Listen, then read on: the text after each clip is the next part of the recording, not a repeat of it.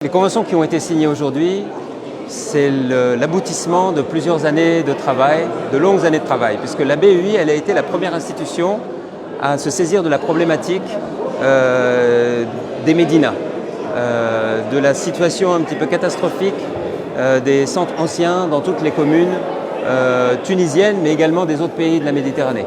Donc en 2009, on a lancé une stratégie qui s'appelle l'initiative Médina 2030, qui visait à identifier des programmes de régénération des centres anciens et également à mettre en place l'assistance technique et les financements pour arriver à ce qu'on vient de voir aujourd'hui, la signature de conventions de financement avec les communes sélectionnées. Alors, si on peut identifier trois objectifs, le premier, c'est d'améliorer les conditions de vie des habitants de ces quartiers. On sait que dans certains quartiers, il n'y a pas d'assainissement, il n'y a pas de traitement des eaux usées, il y a difficilement de l'électricité ou de l'eau potable. Donc la première condition, c'est d'améliorer les conditions de vie des habitants. La deuxième, c'est de redonner un essor économique à ces quartiers.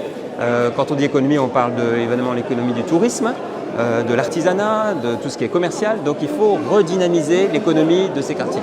Et je dirais le troisième, c'est la valorisation du patrimoine assez exceptionnel des médinas. Donc il y a tout un tas d'actions autour de la mise en valeur du patrimoine culturel et historique des médinas.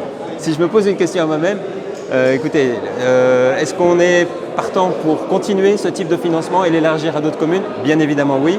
On a réussi à sélectionner uniquement 10 communes avec le budget qui était alloué à cette opération. Mais bien évidemment, la Banque européenne d'investissement, elle est prête à soutenir le ministère de l'Équipement et de l'Habitat pour poursuivre cette opération et couvrir d'autres communes.